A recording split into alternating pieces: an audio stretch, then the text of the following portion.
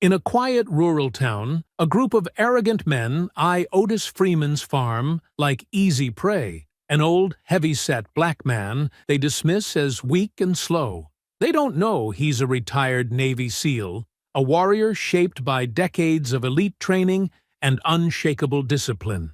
Beneath Otis's calm exterior lies a lifetime of strength and strategy. As threats escalate and violence looms, these men underestimate the fierce protector guarding his family's legacy. What starts as a land dispute soon ignites into a high-stakes battle for justice, forcing Otis to fight not just for his farm, but for his very survival. Before we go any further, comment where in the world you are watching from and make sure to subscribe because tomorrow's story is one you don't want to miss. The morning sun painted long shadows across Otis Freeman's farm as he made his way through the dewy grass. His weathered overalls stretched across his broad frame, and despite his size, he moved with a deliberate grace that spoke of hidden strength. The wooden fence posts needed mending in places, and the old red barn's paint had begun to peel. But there was pride in how he maintained every inch of his family's land. Otis carried 2 heavy feed buckets, one in each hand, his thick fingers wrapped firmly around the metal handles. The chickens recognized his approaching footsteps and rushed to greet him, clucking excitedly around his boots. He scattered the feed in practiced arcs, watching as the birds pecked eagerly at their breakfast. "Morning, ladies," he said softly, his deep voice barely above a whisper. The gentle tone seemed at odds with his imposing presence, but it matched the peaceful atmosphere of the early hour. From the farmhouse porch, Shirley Freeman watched her husband with knowing eyes. She held 2 steaming mugs of coffee, her gray-streaked hair tied back neatly. "You're up early again," she called out, descending the worn wooden steps. Otis turned, a slight smile warming his face. "Sun doesn't wait for anyone, Miss Shirley." He set down the buckets and accepted the coffee, their fingers brushing in a familiar gesture of affection. Shirley's keen eyes surveyed the property alongside him. "Thompson's boy rode past again yesterday. 3rd time this week." Otis nodded slowly, taking a careful sip. "Wade's people trying to send a message, I expect." "They're getting bolder," Shirley said, her lawyer's mind already working through scenarios. Ever since that new development project was announced, the couple stood in comfortable silence, watching the sunrise paint the sky in brilliant oranges and pinks. Their land stretched out before them, 60 acres that had been in Otis's family for 3 generations, bought with blood, sweat, and determination after emancipation. "Got that town meeting today," Otis reminded her, moving toward the barn where the horses waited. Shirley followed, her presence steady and supportive. Inside the barn, Otis began measuring out oats for the horses. His movements were methodical, practiced over decades. "They'll try something," he said matter-of-factly. "Wade's been itching for a confrontation." Shirley leaned against a post, her coffee forgotten. "You think they'll make their move at the meeting?" "Seems likely." Otis's voice remained even, but his eyes hardened slightly. "Public space, witnesses. They'll want to make a show of it." The morning passed in their usual routine, feeding animals, checking fences, discussing the day's work. But there was an underlying tension, like static before a storm. Both felt it, neither needed to name it. By late afternoon, they drove their old pickup truck into town. The community center parking lot was already full, mostly with newer vehicles that spoke of money and status. Otis and Shirley entered together, heads held high despite the sideways glances and whispered comments. The meeting room was stuffy with too many bodies and not enough air conditioning. Plastic chairs scraped against linoleum as people settled in. Near the front, Wade Grissom and his crew occupied an entire row, their presence impossible to ignore. Wade was younger than Otis by decades, with close-cropped hair and a perpetual sneer. His gang wore their prejudice like badges of honor, Confederate flag patches, provocative slogans, and an air of barely contained violence. The meeting began with ordinary business, budget reports, road maintenance schedules, upcoming events. But when the topic turned to the new development project, Wade stood up, his chair scraping loudly. "Before we go any further," he announced, his voice carrying clearly across the room, "we need to address the elephant in the room." His eyes fixed deliberately on Otis. "Some folks here are sitting on land they've got no right to." A tense silence fell over the room. Otis remained seated, his expression neutral, but his massive hands rested calmly on his knees. Wade continued, growing bolder with each word. "My grandfather sold that land to proper farmers, not squatters claiming some ancient right. We've got documentation that proves it." "Your grandfather's documentation wouldn't hold up in any court," Shirley spoke up, her voice sharp with legal authority. "The Freeman family has clear title going back to 1866. "Nobody asked you, woman," one of Wade's crew spat out. "We're talking about real property rights here." Otis finally stood, his movement slow and deliberate. His size seemed to fill the room, though his voice remained quiet. "My great-grandfather purchased that land fair and square. We've worked it, lived on it, made it prosper for over 150 years. Wade stepped closer, his face reddening. "You people always think you can take what isn't yours. That land should be part of the new development. Progress, you know? But you're holding everyone back, sitting there like a fat old fool who doesn't know when his time's up." The room crackled with tension. Some people shifted uncomfortably in their seats, while others nodded in agreement with Wade. Otis simply looked at the younger man, his expression unchanged, but something in his steady gaze made Wade's swagger falter slightly. "The deeds are registered at the courthouse," Otis said evenly. "Anyone who wants to check is welcome to do so. Now, unless you have actual business for this meeting, I believe we were discussing the road maintenance schedule." The drive home from the meeting was quiet, with only the crunch of gravel under tires breaking the evening silence. Otis parked their old pickup in its usual spot beside the farmhouse, but neither he nor Shirley moved to get out right away. "They're not going to let this go," Shirley said finally, her hands folded in her lap. The setting sun cast long shadows through the windshield, highlighting the worry lines around her eyes. Otis nodded slowly. "No, they're not." He turned off the engine, but kept his large hands on the steering wheel. "Wade's been waiting for an excuse. That development project just gave him one." Inside the farmhouse, Shirley moved through their familiar kitchen, pulling out ingredients for dinner.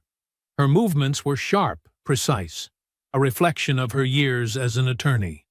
"We should document everything," she said, chopping vegetables with practiced efficiency.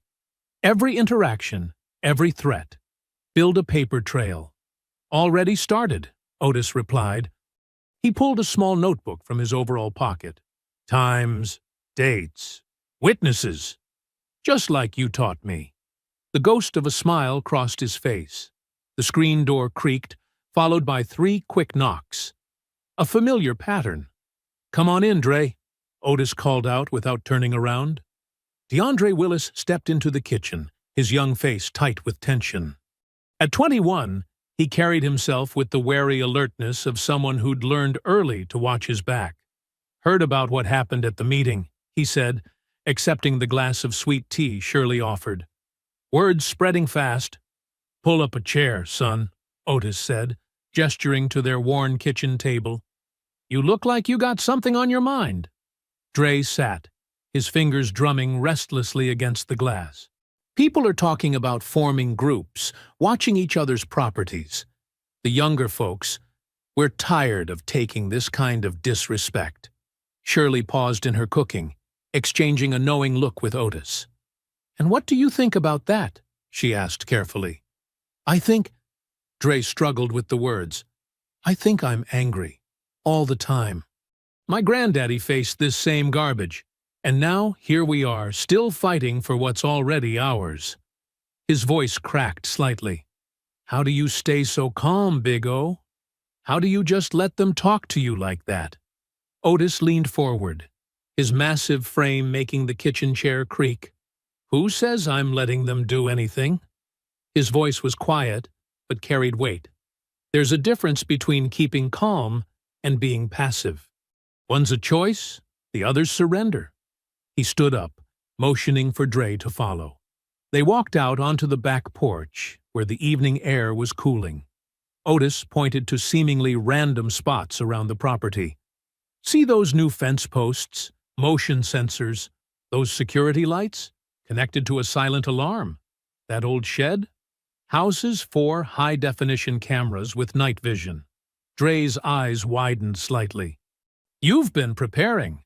Since the day I bought this place, Otis confirmed. Being ready isn't the same as being afraid. It's about respect for yourself, your family, your legacy. Inside, they could hear Shirley on the phone, her voice carrying the sharp authority that had once commanded courtrooms. Yes, I need to speak with Marcus at the county records office. Yes, I'll hold. The sun had nearly set now, painting the sky in deep purples and blues. Dre watched as Otis methodically checked each lock, each security measure. You really think they'll try something? Already have, Otis replied, pointing to fresh tire tracks near the property line. Been driving by, testing responses, looking for weak spots. He paused, considering his next words carefully. When you've seen as much as I have, you learn to read the signs. Wade's crew, they're building themselves up to something. Each threat, each drive-by, it's like a countdown. As if on cue, the distant rumble of engines broke the evening quiet. Headlights appeared on the access road, then quickly went dark. Otis's hand fell on Dre's shoulder, guiding him inside. Time for you to head home, son. Take the back road. But I could help, Dre started to protest. Best help you can give is being smart, being safe. Otis cut him off firmly. Go on now. After Dre left, Otis moved silently through the darkening house. Shirley watched from the kitchen as he pulled on a dark jacket and checked something in his pocket. Be careful, she said simply. Always am. He kissed her cheek and slipped out into the night. From his hidden position in the old oak tree stand, Otis had a clear view of his property. The Grissom gang's trucks had parked just out of sight of the main road. 5 figures moved through the darkness, carrying cans of spray paint and what looked like baseball bats. They started with the fence posts, smashing them methodically. Spray paint cans hissed as they worked, leaving crude symbols and racial slurs in garish colors. Wade supervised from the middle of the group, his voice carrying in whispers across the quiet field. Send the message, he urged his crew. Show them what happens when they don't know their place. Otis remained motionless in his hiding spot, his expression unreadable in the darkness. His hand rested near his pocket, where a small device recorded everything. Each crash of splintering wood, each hateful word spray-painted across his property, all of it documented, just as Shirley had taught him. Dawn broke over Otis's farm, revealing the full extent of the previous night's vandalism. The morning dew mixed with splintered wood and neon paint, creating an ugly contrast against the peaceful landscape. Otis walked the property line methodically, his work boots leaving heavy impressions in the wet grass. He paused at each damaged section, taking photos with his phone. The racial slurs sprayed across his fence posts made his jaw tighten, but his movements remained deliberate and calm. From the farmhouse porch, Shirley watched her husband work, phone pressed to her ear. Marcus, I know it's early, but this can't wait, she said, her voice carrying the authority of her courtroom days. We need to file a police report and get ahead of this. Yes, I understand the backlog. No, that's not acceptable. Otis looked up as Dre's old Chevy pulled up the dirt drive. The young man jumped out, his face darkening at the sight of the destruction. Man, this is wrong, he said, jogging over to help. "Let me grab some tools from my truck." "Appreciate it," Otis nodded, already sorting through his own toolbox. He pulled out a level and some fresh lumber he'd stored in the barn. "We'll start with the corner posts." They hit those hardest. As they worked, Otis's movements revealed a precision that seemed at odds with his large frame. He measured twice, cut once, and positioned each new post with tactical consideration. "Sightlines," he murmured, almost to himself, adjusting an angle slightly. "What's that?" Dre asked, wiping sweat from his brow. "Nothing important," Otis replied, but his eyes scanned the tree line with practiced efficiency. He reached into his pocket, checking a small device that looked like a phone, but wasn't. Shirley brought them water around midday, her face tight with frustration. "Legal aid's backed up for weeks," she reported. "And the police? They're looking into it." The sarcasm in her voice was sharp enough to cut. "They ain't gonna do nothing," Dre said bitterly, accepting the water. "Same as always. They'll do something when we have enough evidence," Otis said quietly. He pulled out his phone, showing them the morning's photos. Everything documented, time-stamped with GPS coordinates. He pointed to small markers he'd placed near each damaged section. "And those are survey stakes. Proves exactly where our property line is." The day wore on, hot and heavy. By sunset, they'd replaced most of the damaged sections. Otis insisted on finishing the work himself as darkness approached, sending Dre home despite his protests. "Something don't feel right," Dre said before leaving. "Let me stay. Help keep watch." "Best help you can give is staying clear," Otis replied firmly. "Trust me on this."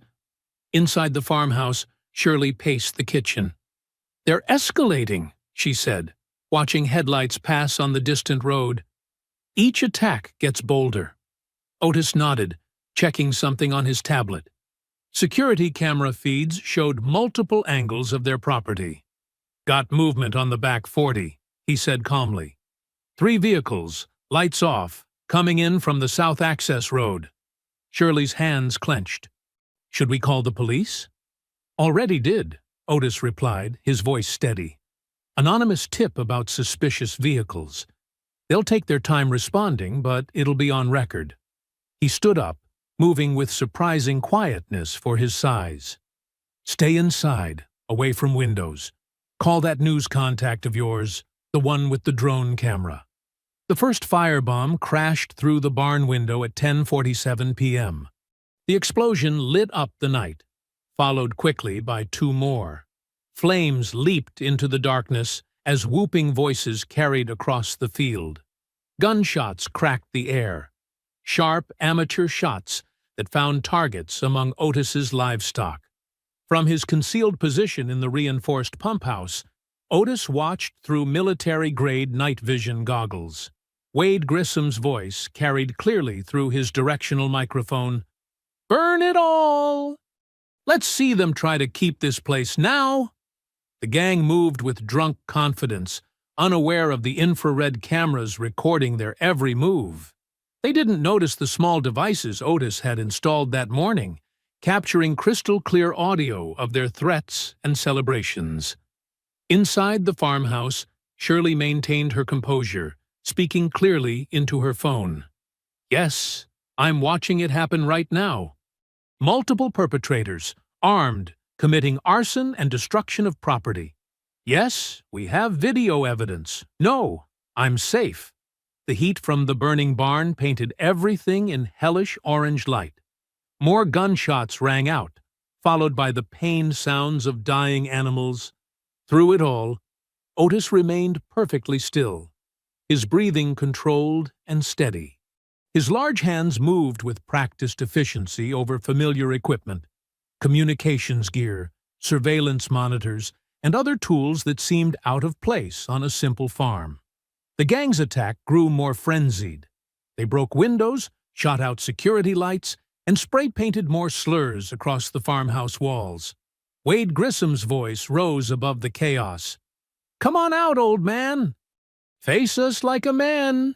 if you got the guts. But Otis stayed hidden, watching, recording, preparing. His expression remained neutral as he activated a series of switches on his belt. Around the property, hidden systems hummed to life, unnoticed by the intruders who thought they had the upper hand.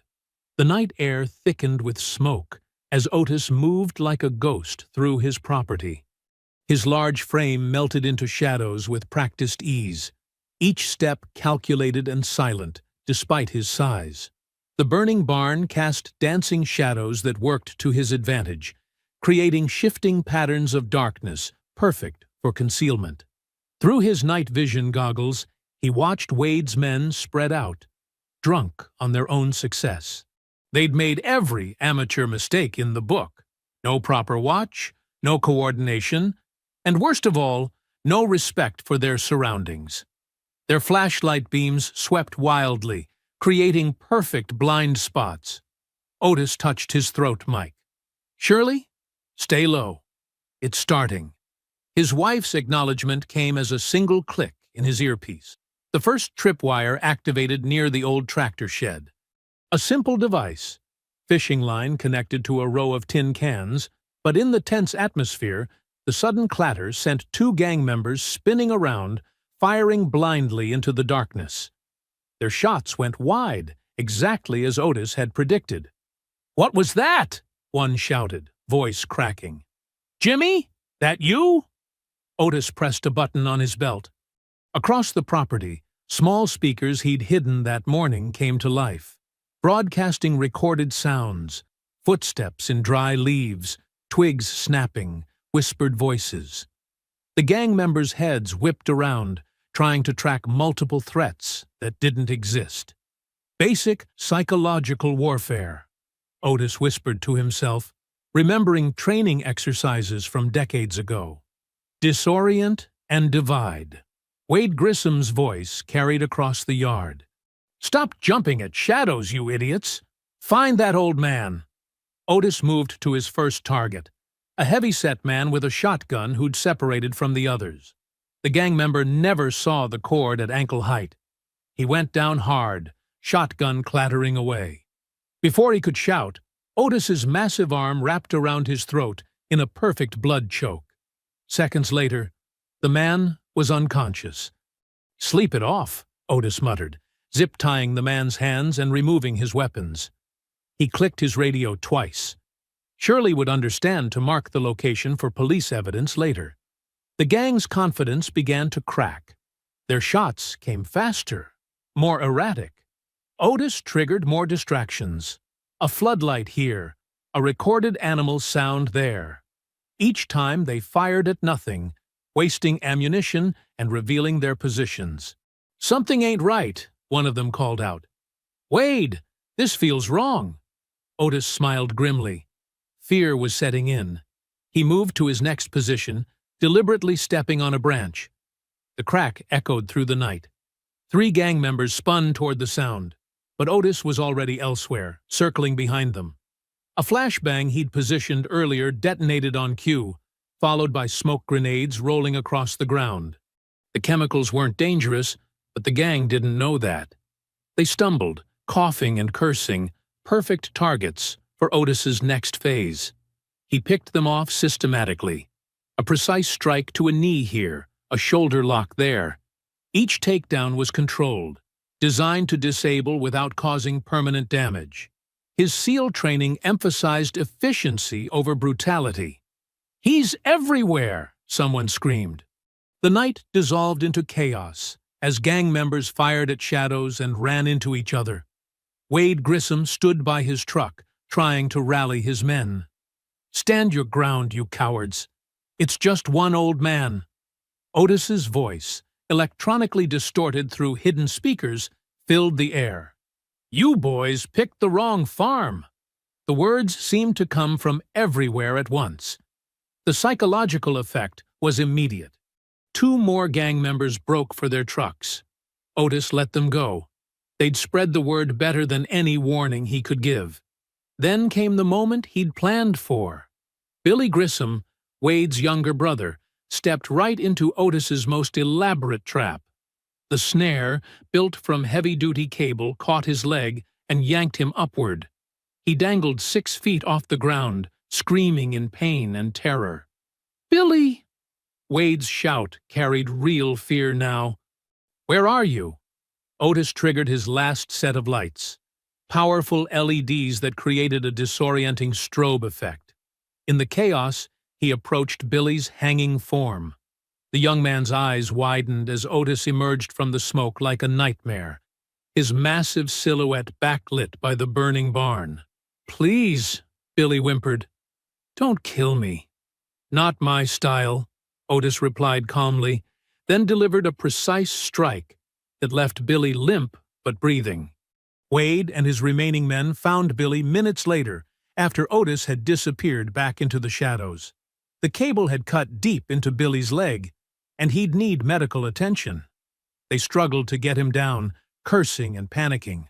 "Fall back," Wade finally ordered, helping carry his unconscious brother to the truck. "Fall back now." Otis watched them retreat through his thermal scope, their heat signatures bright against the cool night. Their trucks peeled out on the gravel road, leaving behind weapons, wounded pride, and enough evidence to bury them legally. Standing in the shadows of his burning barn, Otis's silhouette remained calm and still. His breathing was steady, heart rate normal, just like countless operations in his past life. He clicked his radio 3 times, signaling all clear to Shirley.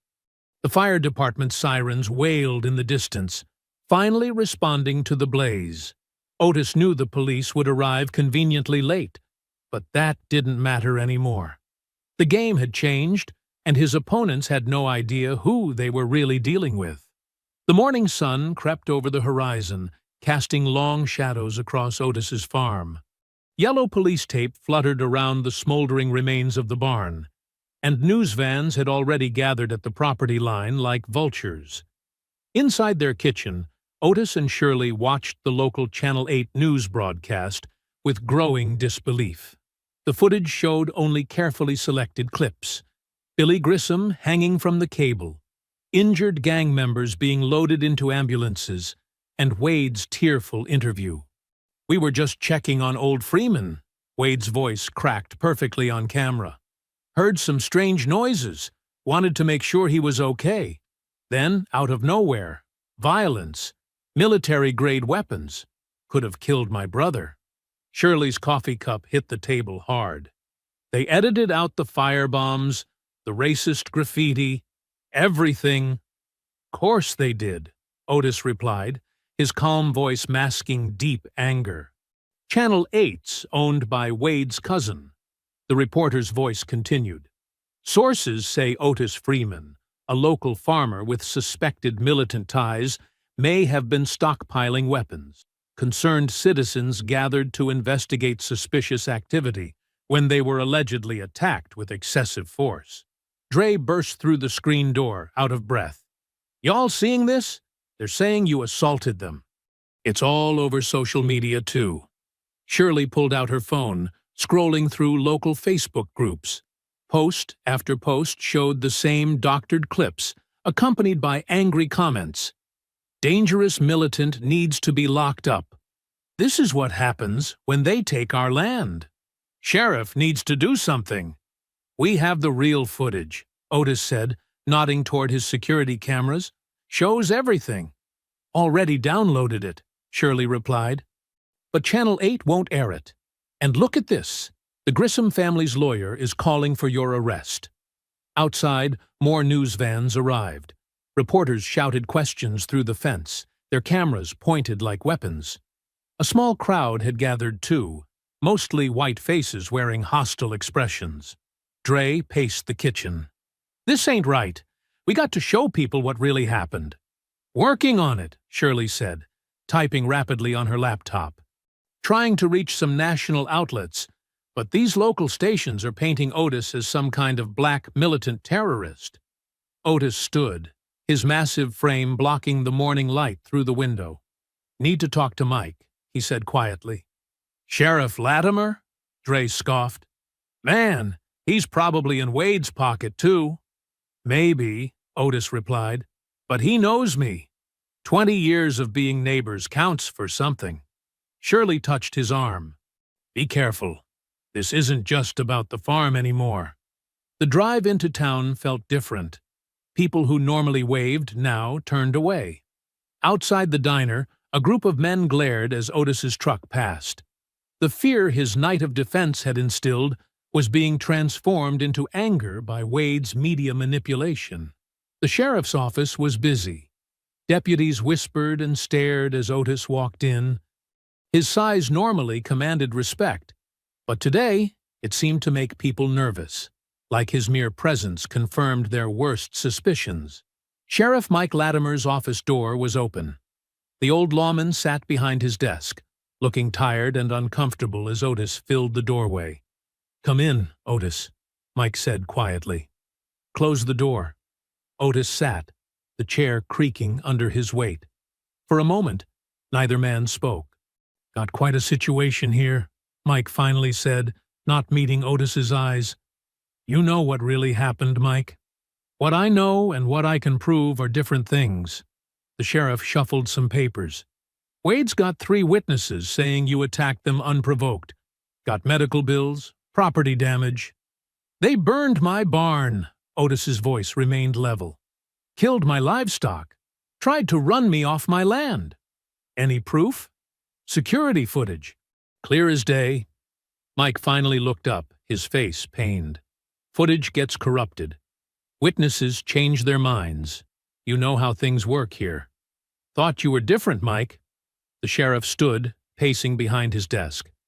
"I got the county commissioner breathing down my neck. Got citizens demanding action. Wade's family owns half the businesses in town. And that makes it right? Makes it complicated," Mike snapped. Then, softer. "I got no choice, Otis. There's a warrant for your arrest. Assault, excessive force, suspected weapons violations." Otis didn't move. "That? How it's gonna be? Don't make this harder than it needs to be." Mike's hand drifted toward his gun. "Come in quiet. We'll sort this out proper." Through the office window, Otis could see Shirley and Dre arriving in her car. They'd followed him, worried, smart. "Think I'll decline," Otis said, standing slowly. "You want me?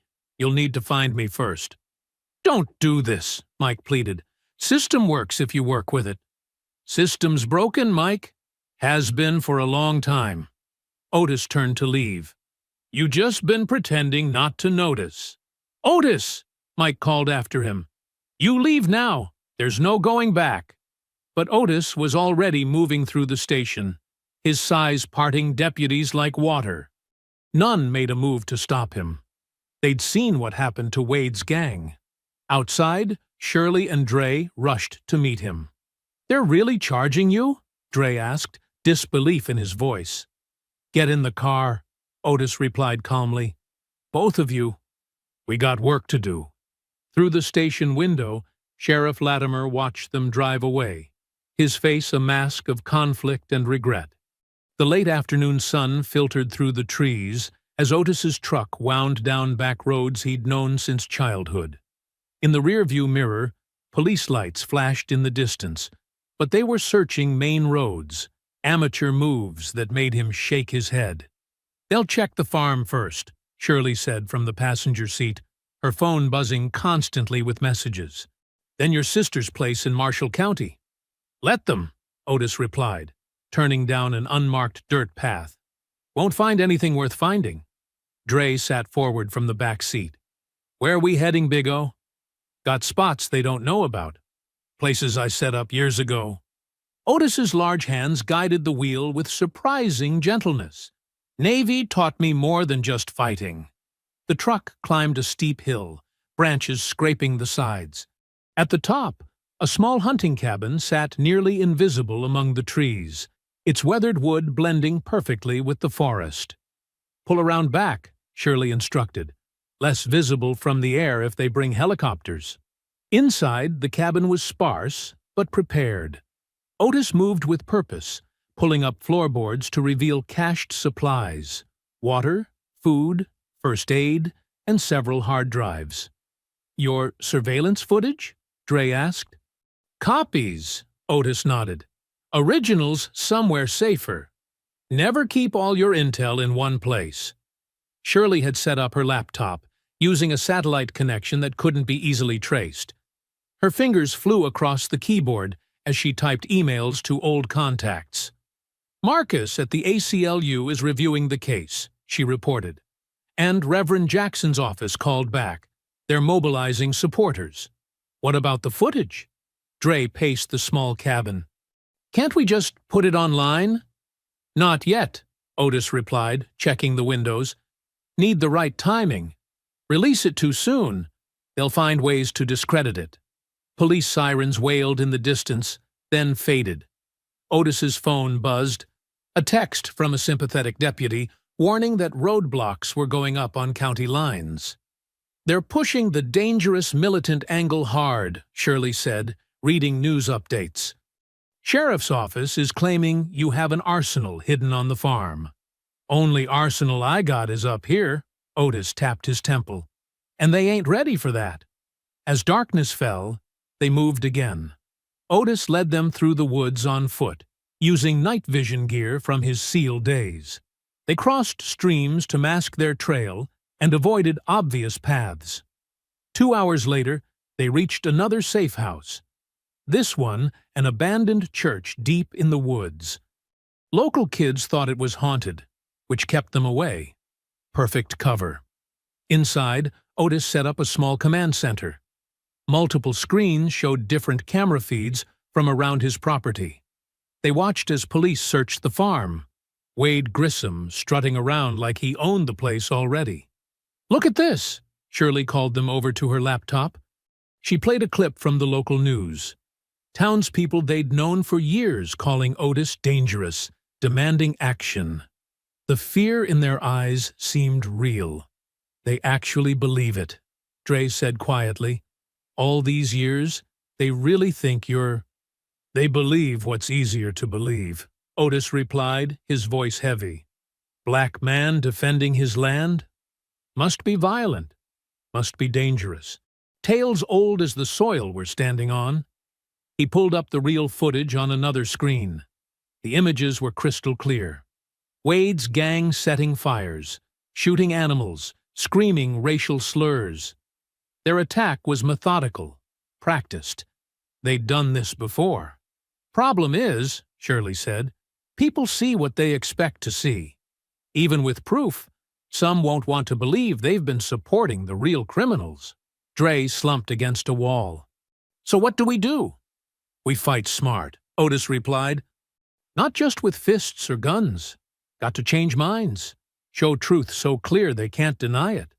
Shirley's phone lit up with responses from her contacts. Legal aid was coming, but slowly. Civil rights organizations were mobilizing supporters. But carefully, one wrong move could make Otis look more dangerous. Got word from Marcus, she said. He's filing emergency motions, but Wade's family has half the judges in their pocket. Going to take time. Outside, an owl hooted. Otis checked the perimeter cameras he'd set up earlier. No movement except wildlife. His training kept him alert but patient. They'll search these woods tomorrow, he said. But they don't know them like I do. Don't know how to track, how to think ahead. What about the rest of the footage? Dre asked. The stuff showing what they did to other farms? Safe, Otis replied. Got evidence going back years. Wade's gang pushing folks off their land, burning them out. Police reports that went nowhere. Testimonies nobody wanted to hear. Shirley touched his arm. We'll make them hear now.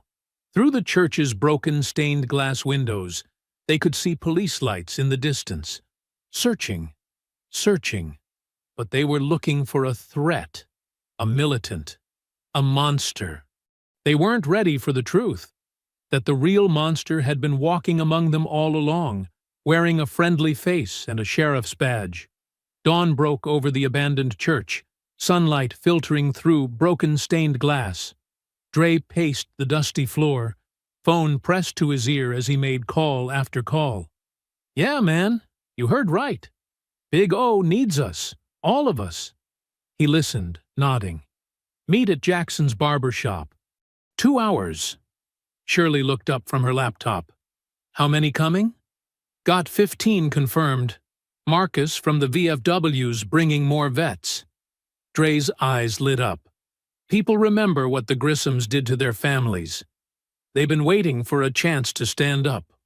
Otis sat cleaning his night vision gear, his large frame somehow making the ancient pew look small. Tell them to be smart. No weapons, no threats. We fight this clean. They know, Dre assured him. We learned from you, Big O. Brain over bullets.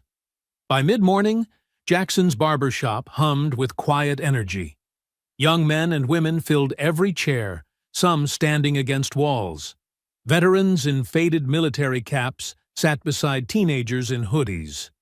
All black, all focused on Dre. They think they can chase Big O off his land like they did our parents and grandparents. Dre's voice carried clear passion. But times changed. We got phones. We got cameras. We got truth on our side. Marcus, a Vietnam vet with gray-streaked dreads, stood up. Got 20 more vets ready to show support. Non-violent, but visible. Let them see we ain't backing down. Cross town, Shirley worked her own angle. The community center filled with church ladies, teachers, small business owners, people who'd known Otis for decades, now uncertain after the media storm. Look at these photos, Shirley spread them on tables. Images of the Grissom gang's real work. Burned buildings, terrorized families, police reports stamped case closed without investigation. This isn't about one farm. It's about all of us. Mrs. Johnson, who taught 3rd grade, picked up a photo.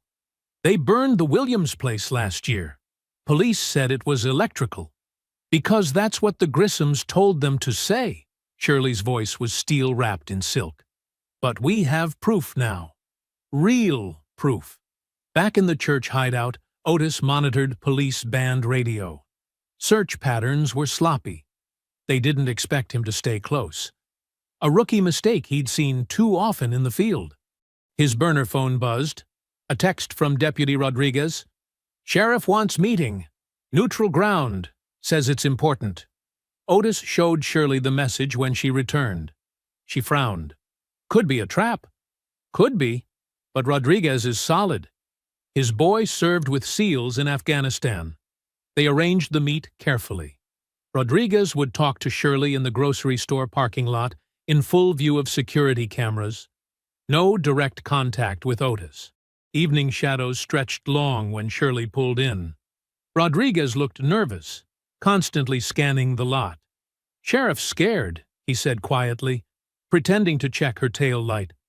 Wade's pushing him hard, but something's breaking. He knows this went too far. Too far was years ago, Shirley replied. What's his message? Tell Freeman. Tell him the law can't help anymore. Wade's got judges, politicians in his pocket. They're planning something big. Military-grade weapons, outside muscle coming in. Shirley's heart clenched, but her voice stayed steady. Why tell us? Because my daddy saw this before, in Alabama. Saw good people stay quiet while evil men burned and killed. I took an oath to protect, not to help terrorists.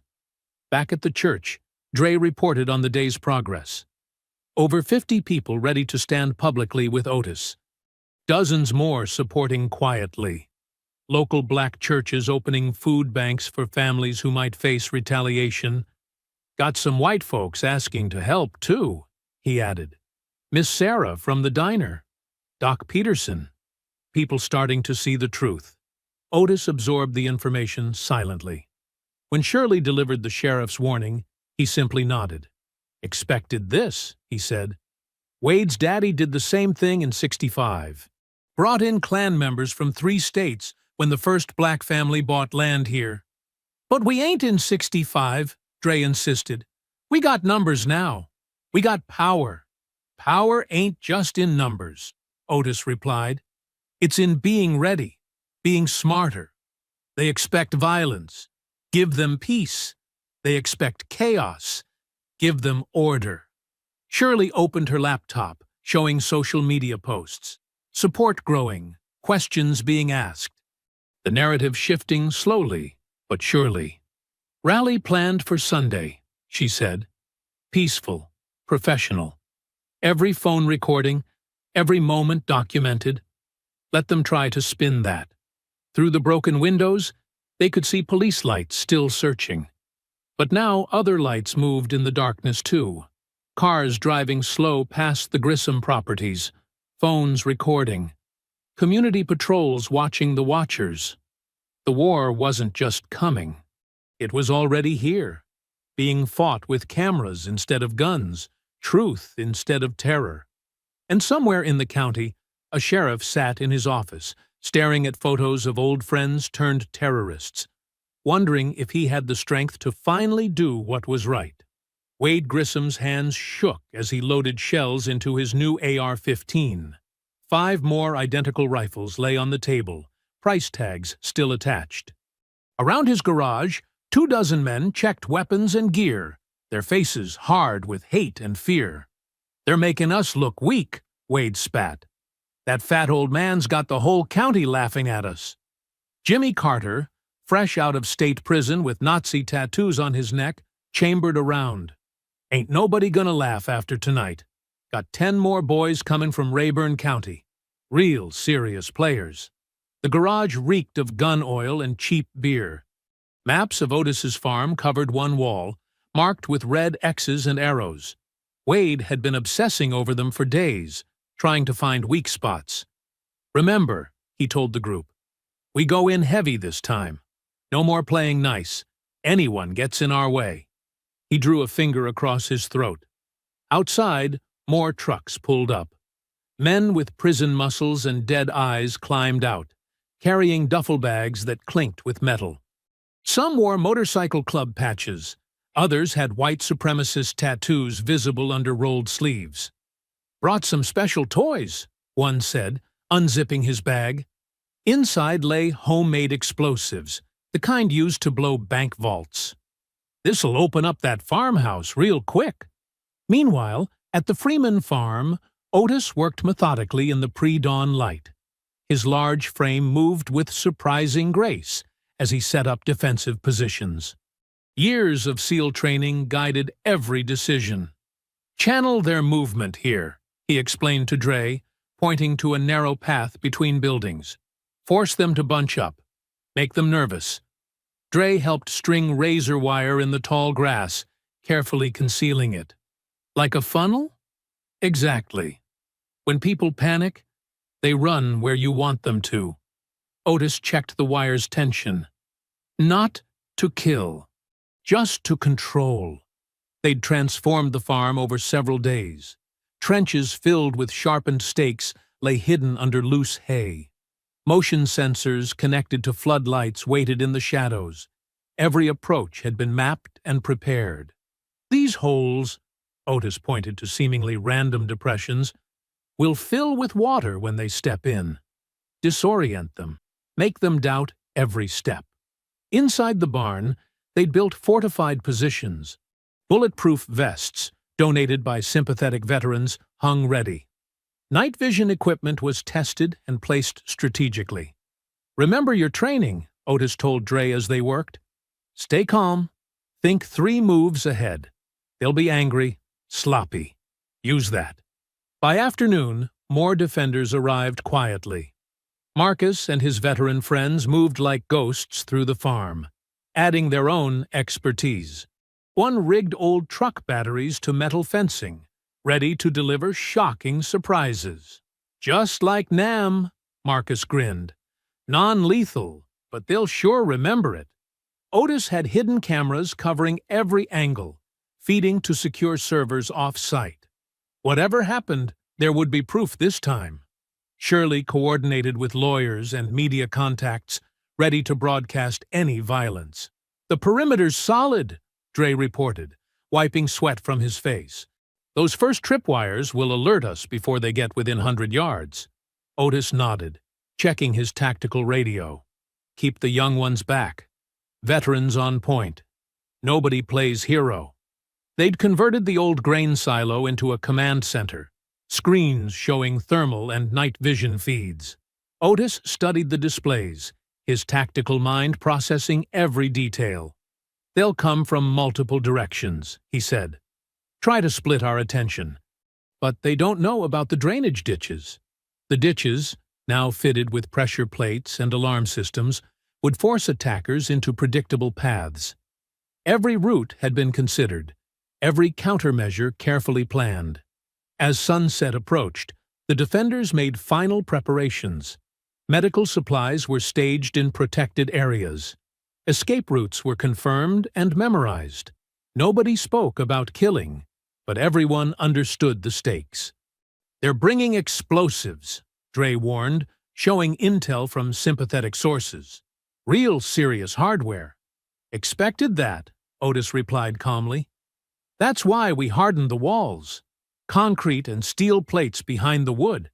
Let them waste their surprises." The farm had become a fortress, but it didn't look like one. Every defense was hidden, every trap concealed. To casual observers, it still appeared peaceful, exactly as Otis wanted. "Psychological warfare," he explained to the defenders. "Let them think they're in control, then show them how wrong they are." Night fell slowly, bringing cool air and cricket songs. The defenders moved to their positions, communication channels checked and double-checked. In the command center, Otis watched thermal images of wildlife moving through the fields. "Remember," his voice carried quiet authority over the radio, "we're protecting something bigger than just land. We're standing against generations of hatred. Make every action count."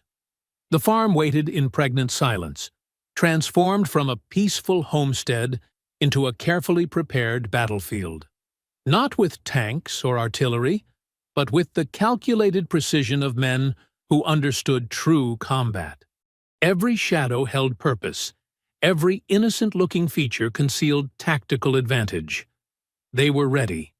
The only question was, were the Grissams ready for what they would face? The sun melted into the horizon, painting the farm in deep shadows. Crickets fell silent. In the command center, Otis watched thermal signatures approaching from 3 directions.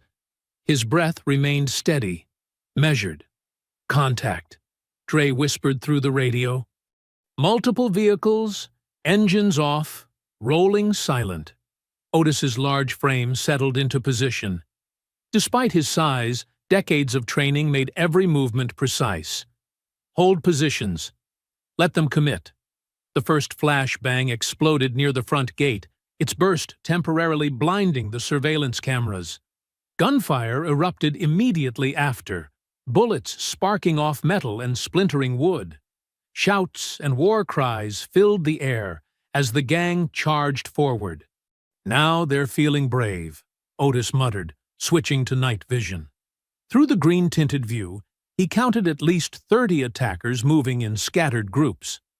The first group hit the hidden razor wire. Screams pierced the night as sharp metal bit through jeans and boots. Those behind stumbled over their fallen friends, creating chaos in their ranks. "South groups in the funnel," Marcus reported calmly. "Triggering Sector 2.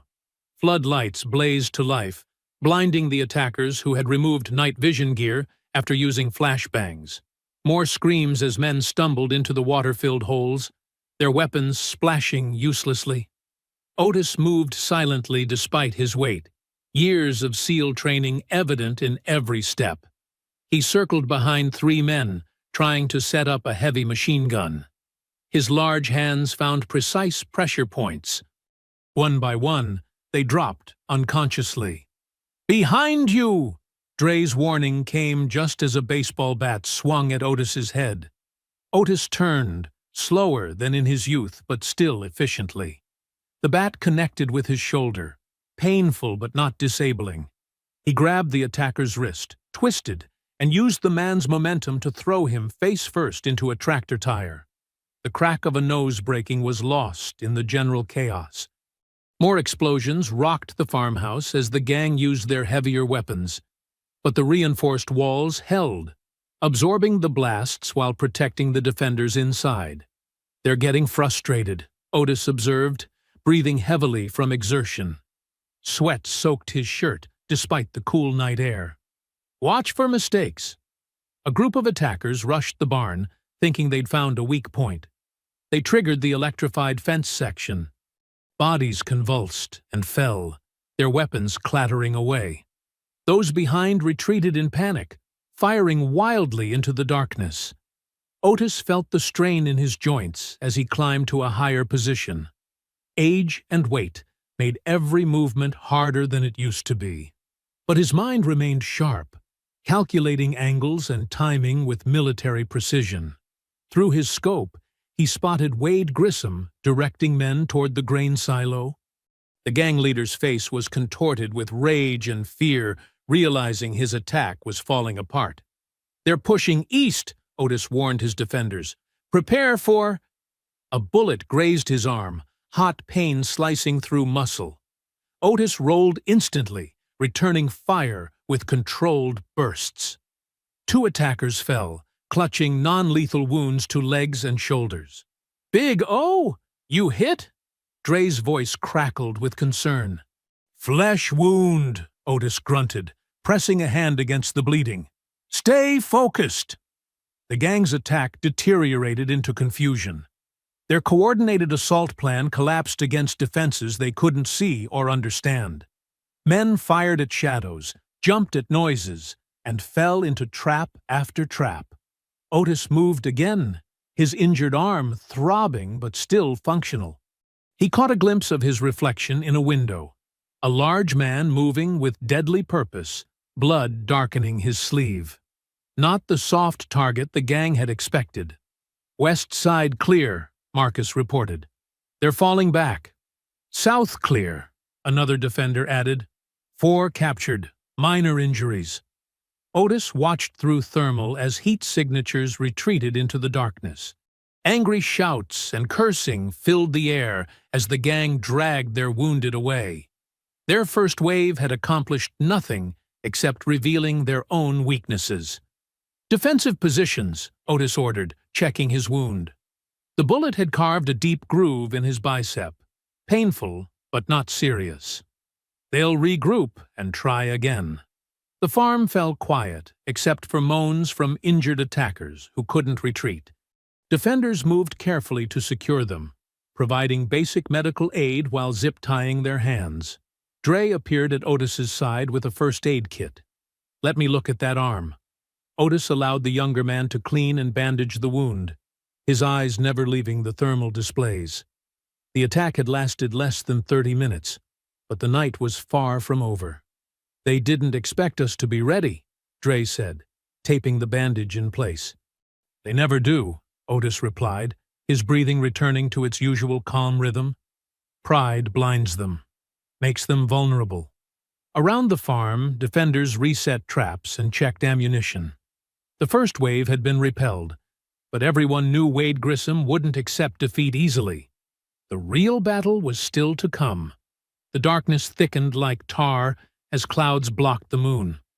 Inside the farmhouse, Otis pressed a cold compress against his injured arm while studying the thermal displays. Red and orange blobs gathered at the tree line, reorganizing. "They're coming back," Dre whispered, checking his zip ties and reinforced gloves. "Bigger push this time." Otis nodded, his bulk shifting smoothly as he moved to a better position. "They'll target the house directly. Pride's hurt now." "Makes men stupid!" The first Molotov cocktail crashed through a window, flames spreading across the reinforced floor. More followed, turning the night into flickering orange hell. Smoke filled the air as Wade's voice boomed through a megaphone. "Burn them out! No mercy for race traitors!" Otis activated the sprinkler system, dousing most fires before they could spread. But the attack was just beginning.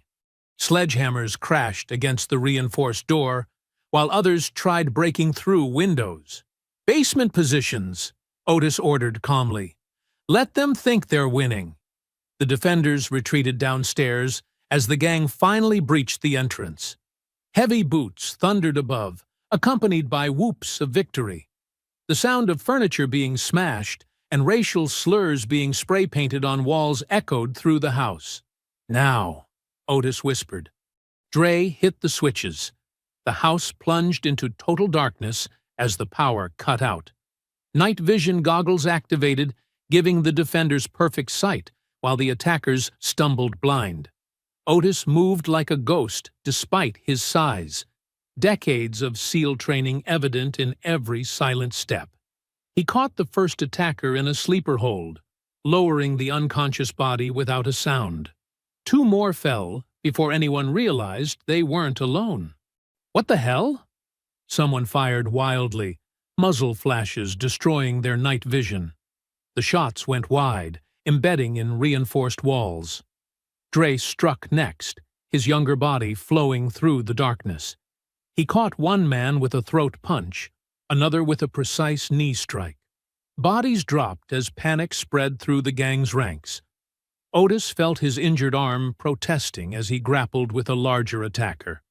The man's elbow caught his ribs, forcing a grunt of pain.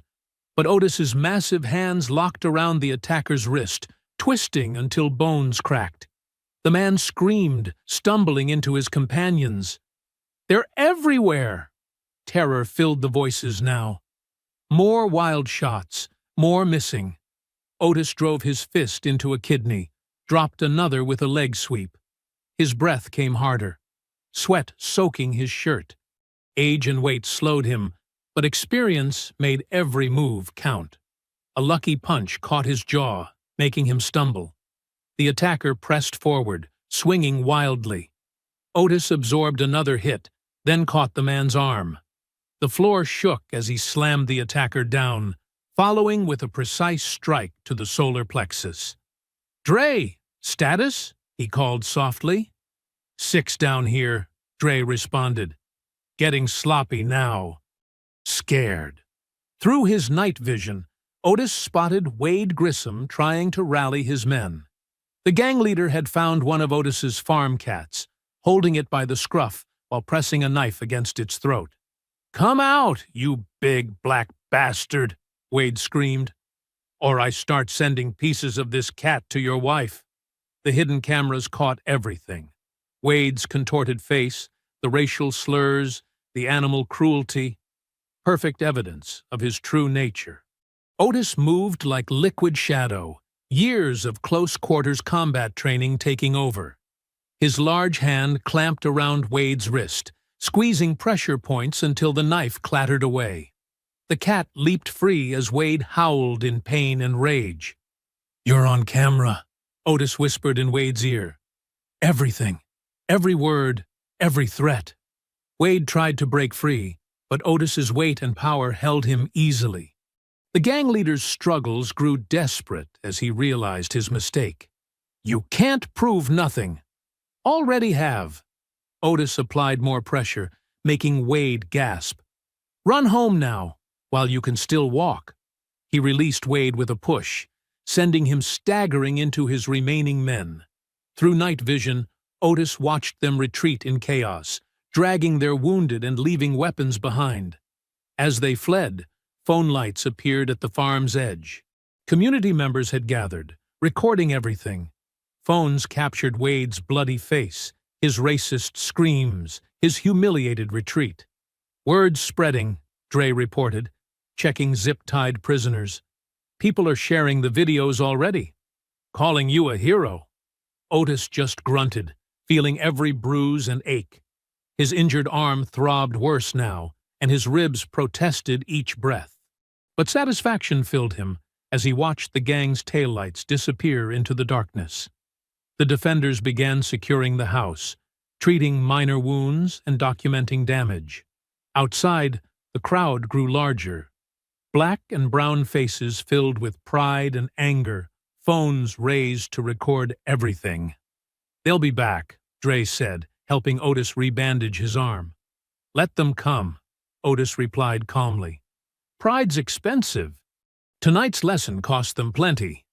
The sun crept over the horizon, painting the farm's battle scars in harsh morning light.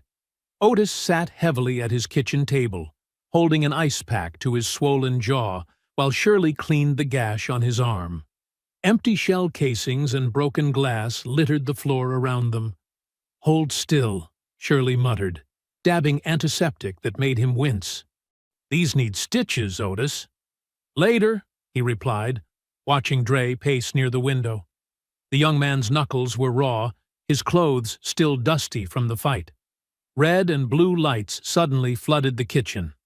3 police cruisers rolled up the driveway, followed by Sheriff Latimer's personal vehicle.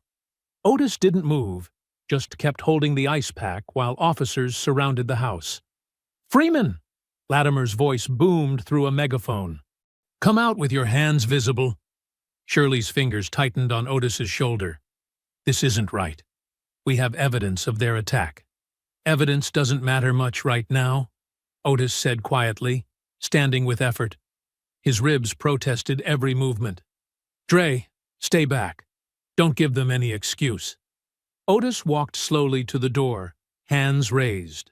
Morning sunlight caught his wedding ring as he stepped onto the porch. 6 officers had weapons drawn, faces hard with rehearsed fear. "On your knees!" someone shouted. "Do it now!" "He's injured," Shirley called from the doorway.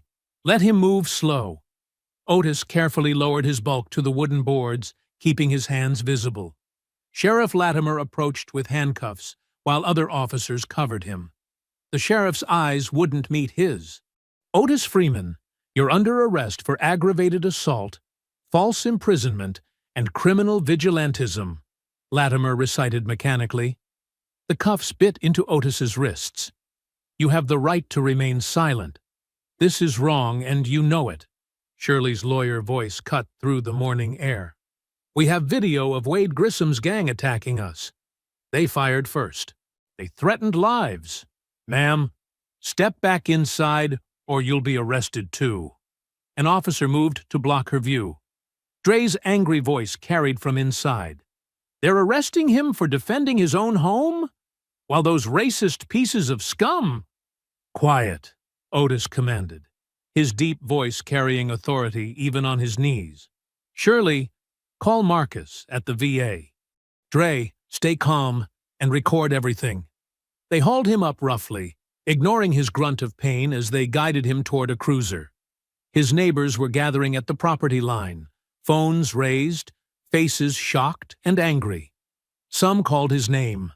Others hurled accusations at the police. Through the cruiser's window, Otis watched his farm recede. The morning sun caught the scorch marks on his barn, the bullet holes in his walls, the spray-painted slurs they hadn't had time to clean. His life's work, scarred by hatred, but still standing. The jail intake was deliberately slow. They made him wait in holding while his injuries throbbed, ignoring Shirley's calls about medical attention. Finally, a bored nurse glanced at his arm and declared him fine. "Cell Block C," the guard announced, leading him down a dim corridor. "Protective custody, since you're so worried about racial violence." The cell was bare concrete and steel, barely wide enough for his frame. A thin mattress, a steel toilet, a small sink. The door clanged shut with echoing finality. Otis sat carefully on the bed, feeling every bruise and strain from the night's fighting. Down the block, someone was sobbing. Others called out random threats and comments. He closed his eyes, controlling his breathing like he'd learned in SEAL training. Hours crept by. Through the small window, he watched the sun climb higher. No word from Shirley. No lawyer. Just the endless institutional noise of gates, shoes on concrete, radios crackling. Finally, a guard appeared. "Phone call." Otis rose stiffly, following to the phone bank. Shirley's voice was tight with controlled fear when she answered. "They came to the house," she said without preamble. "2 men, claiming to be building inspectors, said they'd received complaints about code violations." "Were they?" Otis kept his voice level. "No, I saw their truck at Wade's garage yesterday. They took pictures, made threats about condemning the property.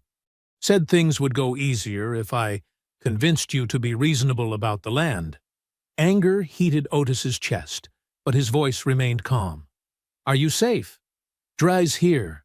Some veterans from your PTSD group, too. But Otis? She hesitated. The footage from our security cameras is gone. Someone hacked the cloud storage. The physical drives are missing. Otis pressed his forehead against the cold concrete wall. All their evidence erased. Just like that. The lawyers still coming? He asked. Yes, but... Shirley's voice cracked slightly. They're pushing for federal charges now, claiming you used military tactics against civilians. They're painting you as a trained killer who overreacted to local youth causing mischief. Otis absorbed this, feeling the weight of systematic injustice pressing down like his cell's low ceiling. Everything they'd built, everything they'd fought for, balanced on a knife's edge. Stay strong, he said softly. Truth will out. I love you, Shirley whispered. The line went dead. Back in his cell, Otis lay on the thin mattress, staring at gray walls. His body ached, but his mind was clear. They'd planned for this, prepared for the system's pushback. Now it was time to trust in the foundations they'd laid. Outside his window, a siren wailed in the distance. Inside his cell, Otis began his familiar meditation routine, gathering strength for whatever came next. 5 days into Otis's imprisonment, Dre hunched over Shirley's kitchen table, surrounded by laptops and hard drives. His eyes were red from lack of sleep, but determination kept him alert. Found another backup, he announced, fingers flying across the keyboard.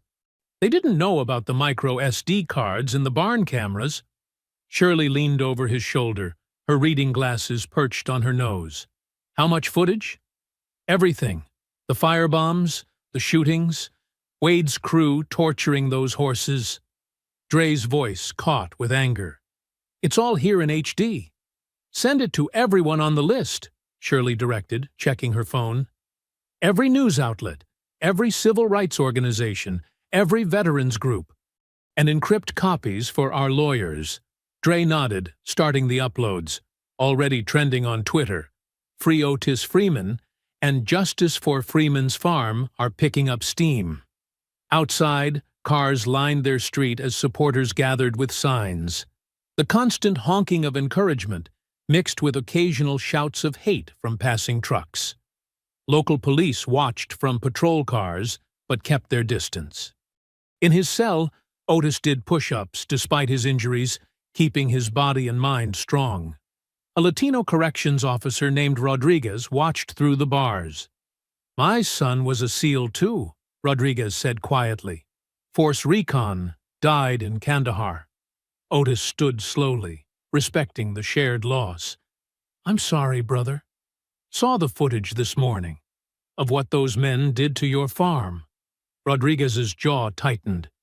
Ain't right. What's happening to you? Before Otis could respond, shouts erupted from the prison yard. Inmates pressed against windows, pointing at a TV in the guard station. Breaking news banners flashed across the screen. The footage played in brutal clarity.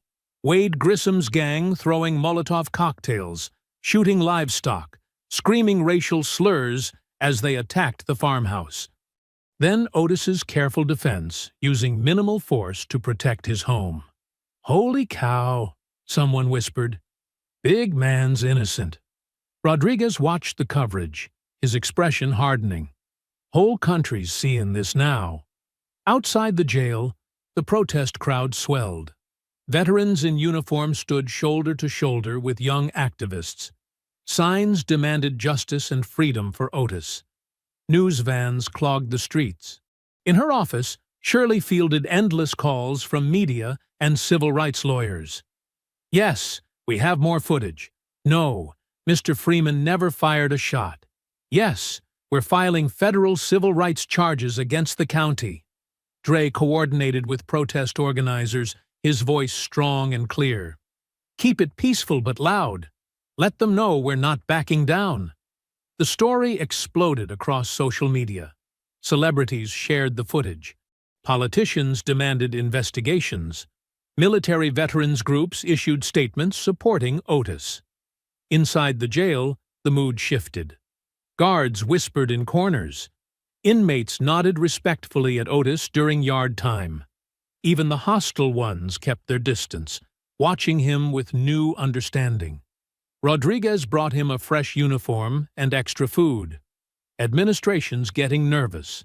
Phones ringing off the hook. Otis accepted the items with quiet dignity. "Thank you, brother." In the sheriff's office, Latimer watched the protests grow through his window. His phone buzzed constantly with calls from the FBI and Justice Department. On his desk, resignation papers waited for his signature. Back at the farm, Shirley addressed a crowd of supporters, her voice carrying over the microphone. "This isn't just about Otis. This is about every American's right to defend their home, regardless of their race." The crowd roared approval. Dre stood beside her, fist raised. Cameras flashed. More cars arrived every minute. National news crews set up live shots. Anchors described the scene.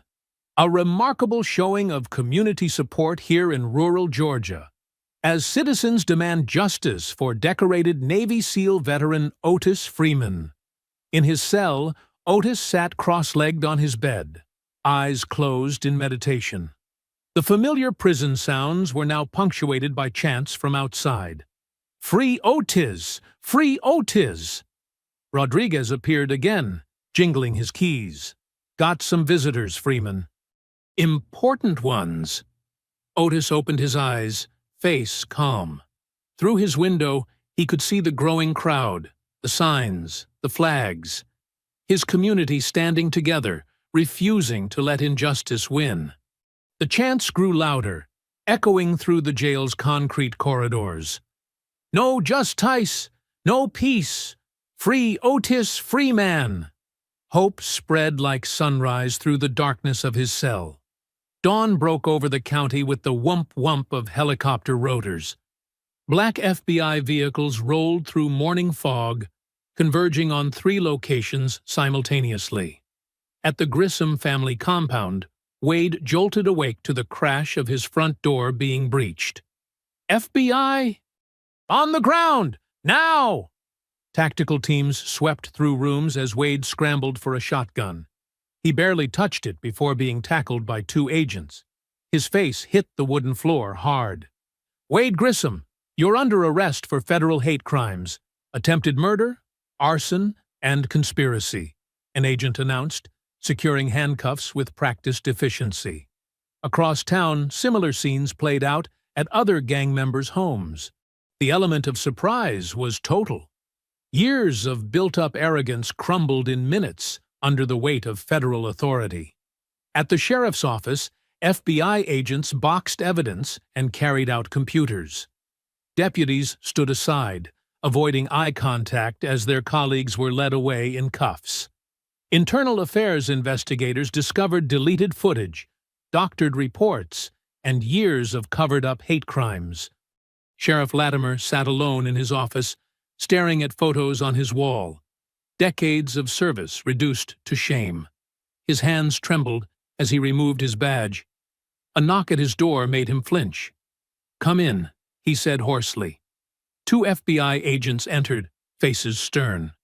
"Sheriff, we need to discuss the extent of your department's involvement with the Grissom organization." Latimer nodded slowly. "I'll tell you everything. Just let me do this first." He picked up his resignation letter, signing it with finality. At the county jail, Otis packed his few belongings as Rodriguez unlocked his cell. "Your release papers are signed. You're a free man." Otis emerged into bright sunshine and deafening cheers. Hundreds of supporters lined the street. Shirley ran to embrace him, tears streaming down her face. Dre stood nearby, grinning broadly. "The FBI got them all," Shirley whispered. "Every last one." News cameras captured the moment as Otis held his wife. His quiet dignity spoke volumes. Veterans in the crowd saluted. Young activists chanted his name. Across town, Wade Grissom sat in federal custody, his swagger gone. FBI investigators laid out evidence, surveillance footage, financial records, witness statements, encrypted messages. The depth of his organization's crimes stunned even hardened agents.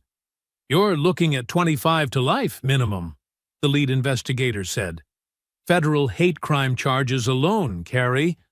"I want a lawyer," Wade muttered, but his voice shook. In the sheriff's department parking lot, Mike Latimer emptied his cruiser, placing his equipment in a cardboard box. Young deputies watched silently as their former boss walked to his pickup truck. He paused, looking back at the building where he'd worked for 40 years. "I should have done better," he said to no one in particular. Then he drove away, leaving his shame behind. At the federal courthouse, Wade and his associates shuffled in wearing orange jumpsuits and chains. Their arraignment drew national media. Civil rights leaders filled the gallery. The charges took 10 minutes to read. "How do you plead?" the judge asked. Wade's lawyer spoke. "Not guilty, Your Honor." Murmurs filled the courtroom. The prosecutor stood, holding up a thick file. "The government has overwhelming evidence, including video footage, DNA, ballistics, and multiple witness statements. We'll be seeking maximum sentences." In the gallery, Otis watched calmly. The men who'd tried to destroy him now looked small, diminished. Their hatred had cost them everything. Outside, reporters swarmed for comments. Wade's swagger had vanished, replaced by fear, as federal marshals led him to a waiting vehicle.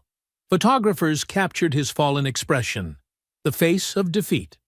At the Freeman farm, the community gathered to help rebuild. Veterans groups repaired the burned barn. Local youth painted over racist graffiti. The land was healing, like its owner. Dre supervised young volunteers, his leadership growing stronger each day. "This is what justice looks like," he told them. "Not revenge, justice." FBI agents continued combing through sheriff's department records, uncovering years of corruption.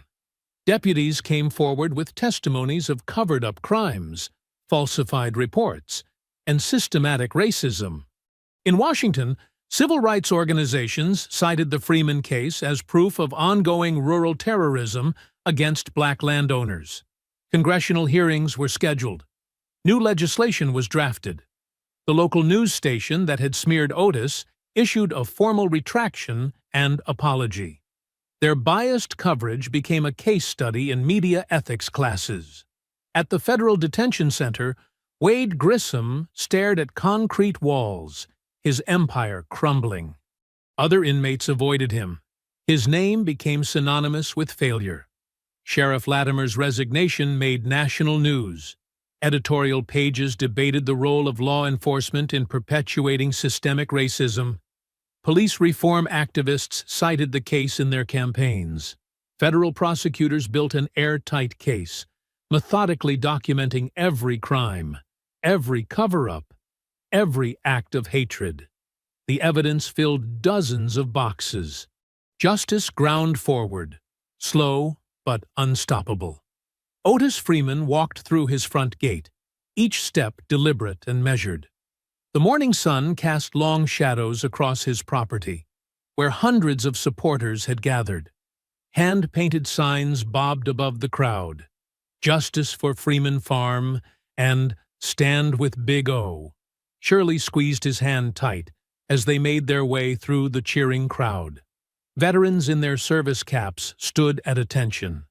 Young activists who'd rallied behind his cause wiped tears from their eyes. Local farmers, both black and white, nodded respectfully. "Welcome home, brother," called out James Washington, president of the Black Farmers Association. He stepped forward to embrace Otis. "Your stand here? It meant something. Changed things." Dre pushed through the crowd, leading a group of young men carrying lumber and tools.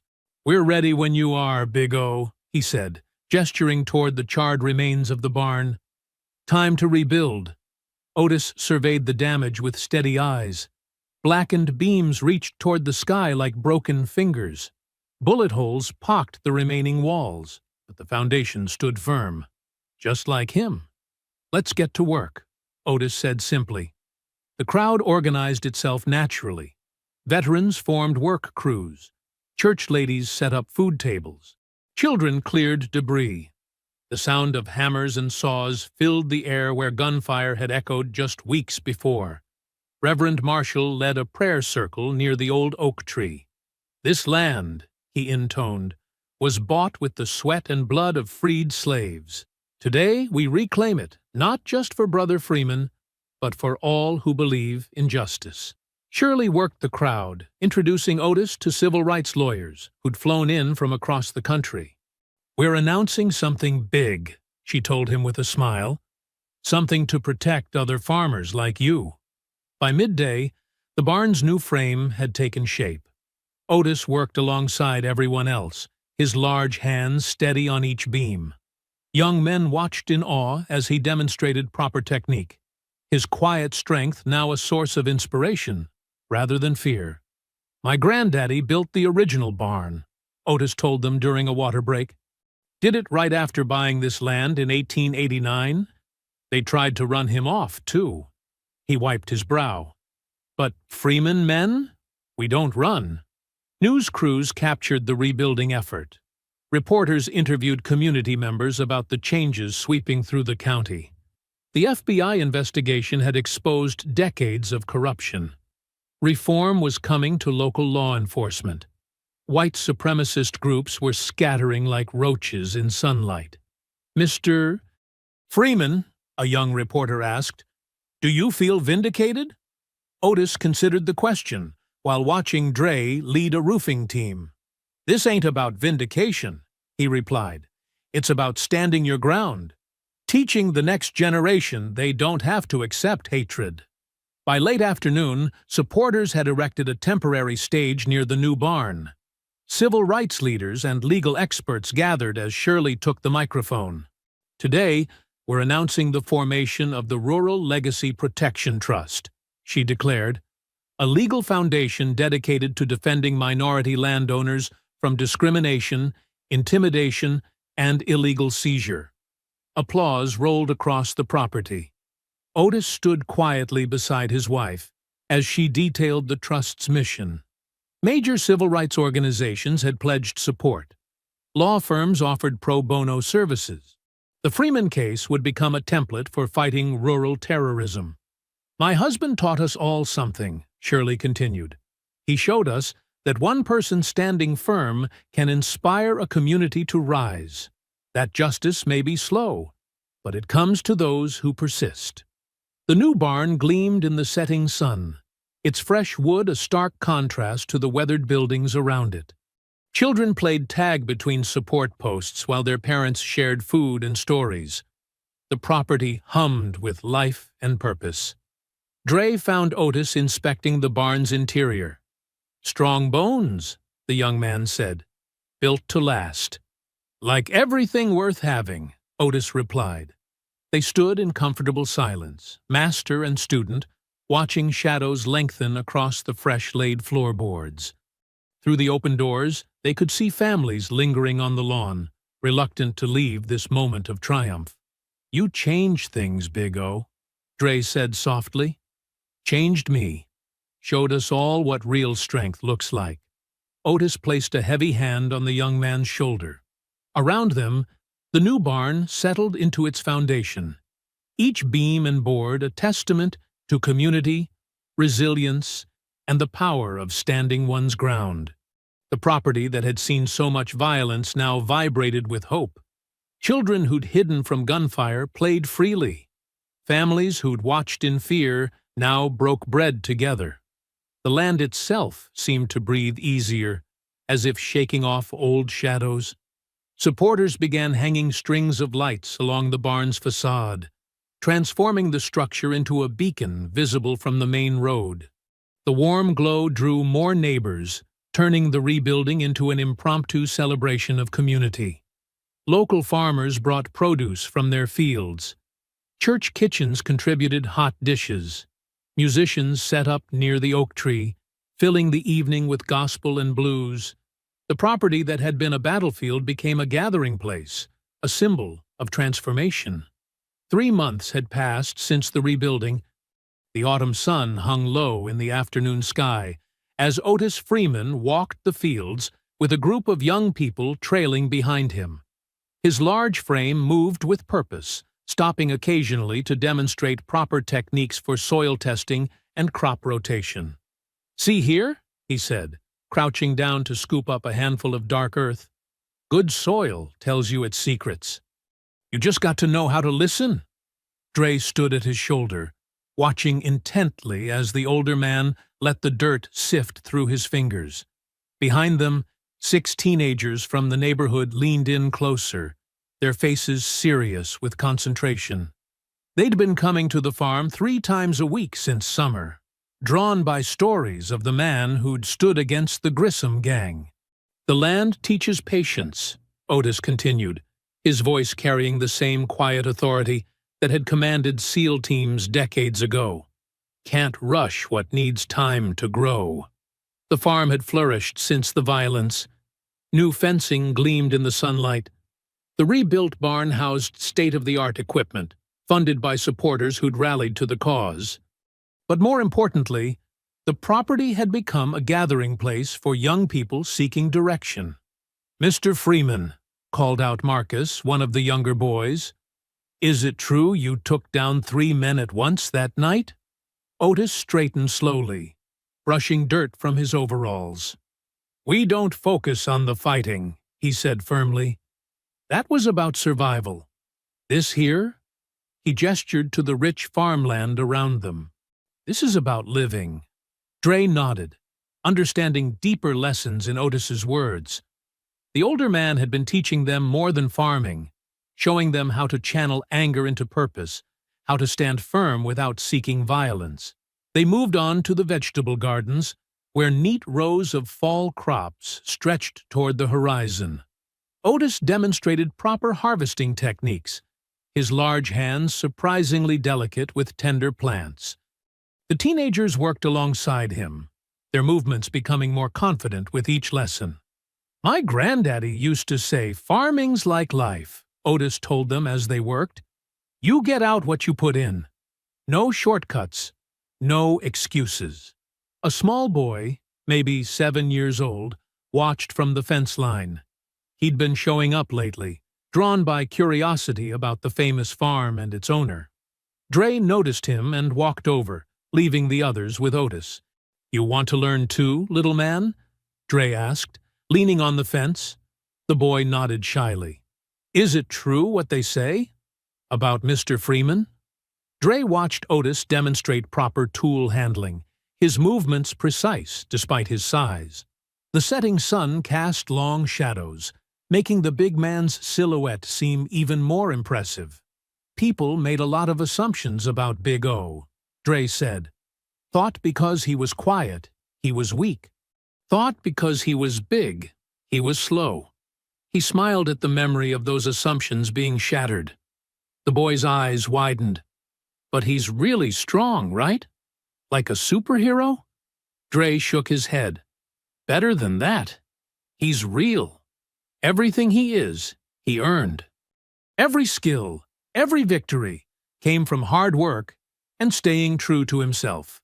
Across the field, Otis was showing the teens how to check plants for disease, his voice carrying faintly on the evening breeze. His students hung on every word, their faces showing the same respect Dre had felt when he first started learning from the older man. "You see how he moves?" Dre asked the boy. "Careful, deliberate. Man spent 20 years as a Navy SEAL before coming back to farm his family's land. Now he's teaching us there's strength in growing things, in building community." The farm's new security systems glinted discreetly in the fading light, cameras and sensors blending seamlessly with the rural landscape. They were rarely needed now.